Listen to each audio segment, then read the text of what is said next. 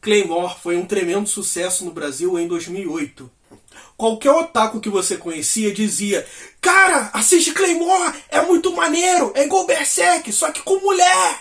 O anime da Madhouse realmente era muito bonito. E o mangá, que não tardou muito a chegar por aqui, tinha um traço ágil e um ritmo muito bom. Mas eu não acho Claymore essa coca toda. Eu sou Jorge Joestar, o Otaking, e eu vou te mostrar os principais problemas narrativos de Claymore.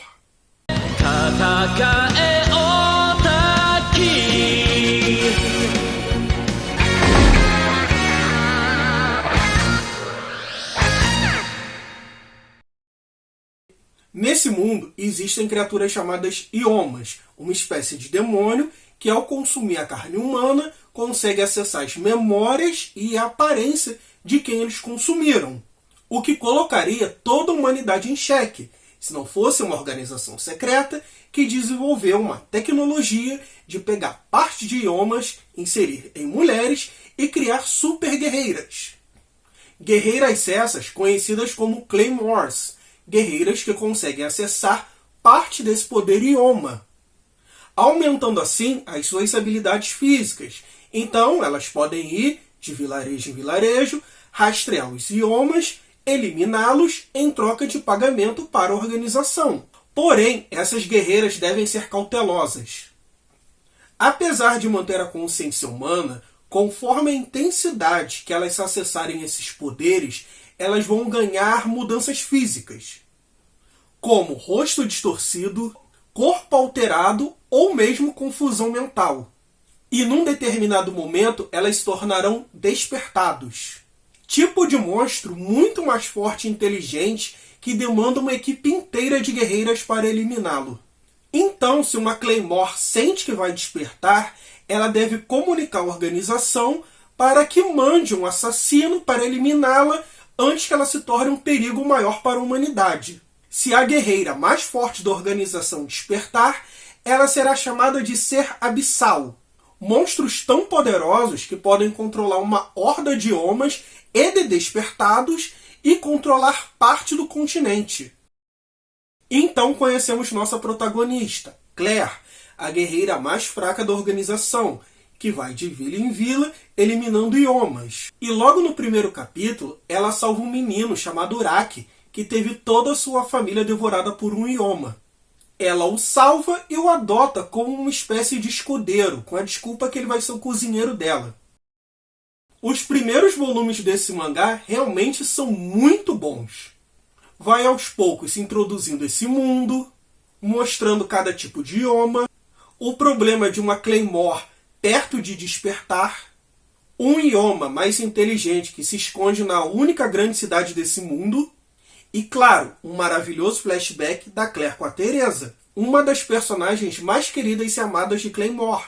Mesmo que você nunca tenha visto Claymore, se você foi otaku ali por volta de 2008, você com certeza ouviu falar de Teresa. Ela e a Claire têm todo um paralelo de mãe/irmã que é muito legal, e você consegue entender porque a Claire adotou Uraki como escudeiro. Ela meio que quer repetir essa experiência, apesar de rolar um beijo super esquisito ali no começo da série. E não tarda muito para acontecer uma missão mais perigosa que requer um monte de Claymore. E é aí que começam os problemas da série. Essas lutas de supermodelos louras contra monstros deu muito certo. Então parece que o autor deixa de contar a história que ele queria contar até ali. Ou seja, a jornada do herói do Uraki ao lado da Claire por modelos versus monstros. Ora, muito melhor, não? Afinal, quem liga para aquele moleque chato? Bota a porrada aí pra eu ver. E eu concordo, eu não queria ver mais uma jornada do herói aqui. Mas o mangá vai se tornando desinteressante conforme vão passando os capítulos. É toda vez um grupo diferente de modelo, cada uma com poder, contra um monstrão novo, uma nova ameaça. Elas vão lutar, vão perder braço, perna, cortar um monte de tentáculo, vai perder a vida e nenhuma vai ter um aprofundamento da sua personalidade. Como todas as guerreiras são altas, magras, louras, usam uma armadura igual e uma espada gigante, fica difícil você saber quem é quem se elas não tiverem uma personalidade aprofundada.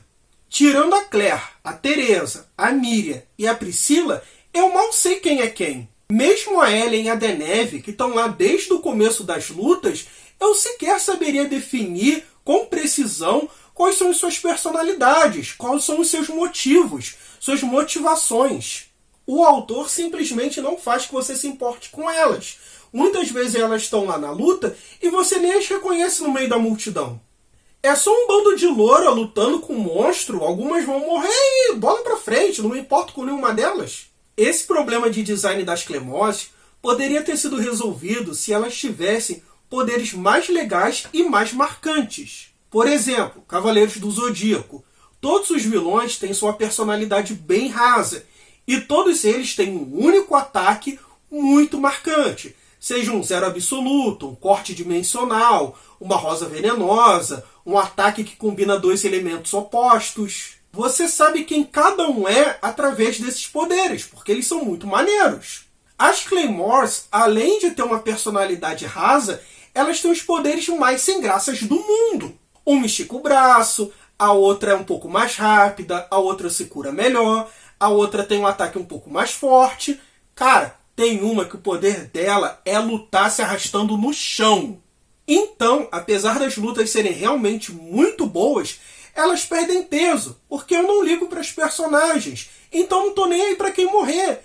E muitas vezes eu sequer sei quem está atacando. A série também tem alguns mistérios que eu considero meio bobo. A maioria é quem é mais forte de tal época, qual o poder de um abissal, qual abissal é mais poderoso, ou mesmo quem é a organização que criou as Claymore. Essa última é bem fácil de você perceber que foram, na verdade, eles que criaram o problema e vendem a solução. Eles são uma espécie de milícia capitalista armamentista. E os seres abissais são um experimento que saiu de controle e fundaram, por assim dizer, sua própria organização criminosa. Então, claro, a organização é a principal vilã do rolê. E uma coisa que eu acho engraçada, que apesar de ser uma organização secreta, qualquer morador da vila mais perrapada que existe consegue entrar em contato com elas para contratar as Claymore. Por falar nisso, o world build desse mangá é terrível. Uma Europa pobre, todos os cidadãos vestem saco de batata, todo mundo tem cara de fome, só tem uma grande cidade no mundo, todo mundo mora numa vila ferrada igual.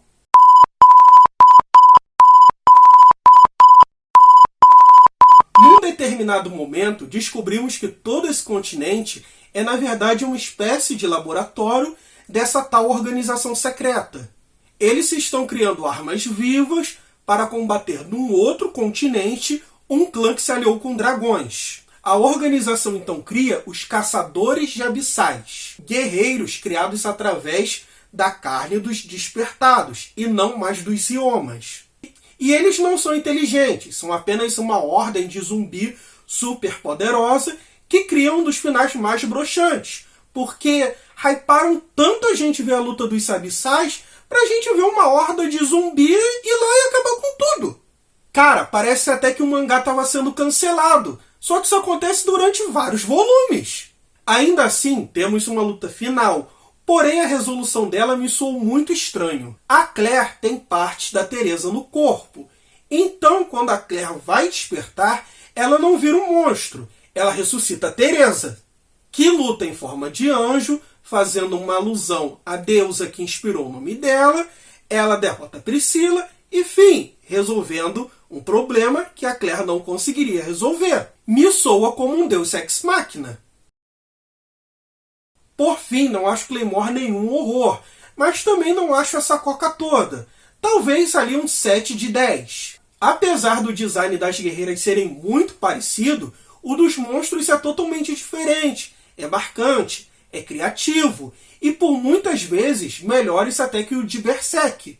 E as únicas coisas que Claymore tem a ver com Berserk são monstrões, espadas gigantes e um cenário que lembra a Europa. A arte é muito bonita, fluida, detalhada, limpa, tem um ótimo ritmo e as lutas são fantásticas. Boa parte da vasta gama de personagens são rasas e o excesso de luta acaba tornando o mangá desinteressante ao longo dos capítulos. Ainda assim, eu sugiro você ir atrás do mangá a partir do momento que o anime parou.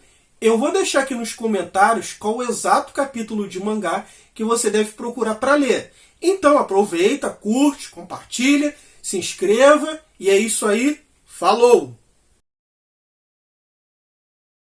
É isso aí, pessoal. Se você curtiu, deixa seu like, se inscreva, compartilha, comente. Se você não gostou, dá dislike, compartilha em grupos que você acha que também não vão gostar, me xinga nos comentários, se inscreve para ver as próximas merdas que eu vou falar. E é isso aí. Falou!